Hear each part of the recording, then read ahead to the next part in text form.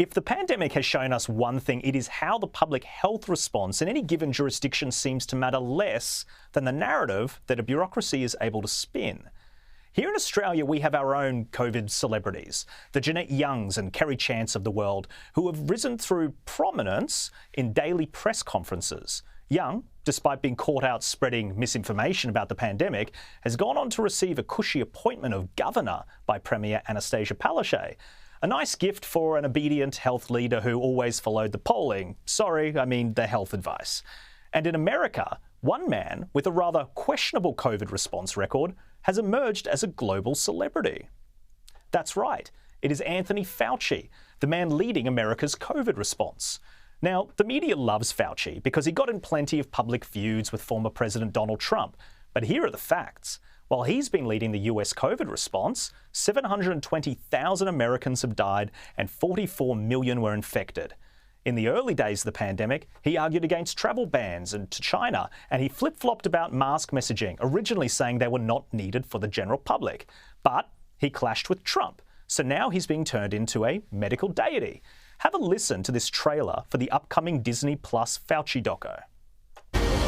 When COVID hit, he became this target. My dad said, we're going to get through this whole thing, and he's held that. You don't do it because you want to make money. You don't do it for the glory. You do it because you care. When you're involved in a race to stop a horrible disease, you always feel you're not doing things quickly enough. Wow, what a hero. And on Disney's YouTube page, that video has been downvoted 25,000 times with just 1,200 upvotes. And it gets better. Disney, oblivious to itself as always, started sending Fauci merch out to celebrities. Oh, look at this. You can get a Fauci mask. That's great. Oh, and a little Fauci fanny pack. That's nice. And Fauci cards. I'm going to literally vomit. Caroline, it raises a broader question to me. Like, all the jokes aside, the merch is ridiculous. I got a great laugh watching that clip. But it raises this question: do we risk making these health professionals this form of deity? Do we risk celebrating them and overlooking the negatives of their policy decisions? Well, they're a public official and this shouldn't be happening in the first place. I mean, personally, I can't wait to get back to the day when I don't know any of the names of the chief health officers in this country and I don't have to see their faces on television.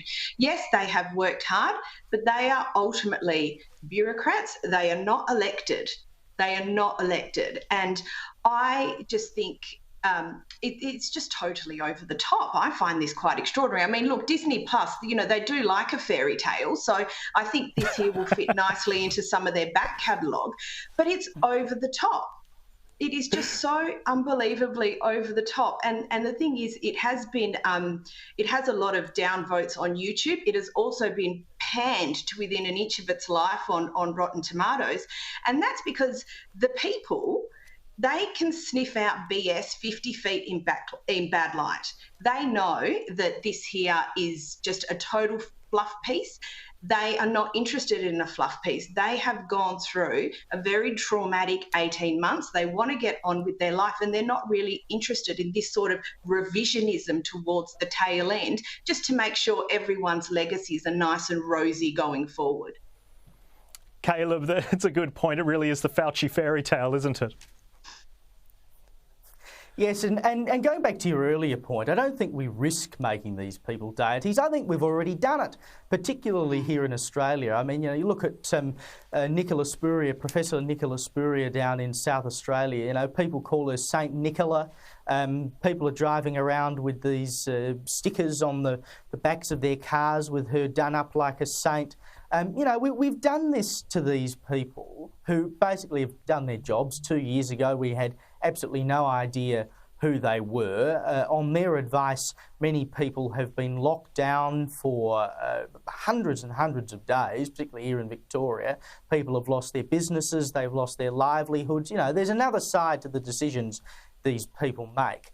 But they have been lionised and basically allowed to run the states in this country over the top of the premiers. And we saw an example this week of what happens when you do that, when you allow the public service and the bureaucrats to have more power than politicians. And that was Chris McGowan, who is the Chief Executive of SA Health down in South Australia, faced a parliamentary committee, and he was asked whether the borders would be open in South Australia for Christmas, so double vaccinated people could travel to SA and not have to quarantine. The Premier had already said that that was his intention. Chris McGowan, though, tells a parliamentary committee that he has not seen any health advice to suggest that double vaccinated people would not have to quarantine when travelling to South Australia in December.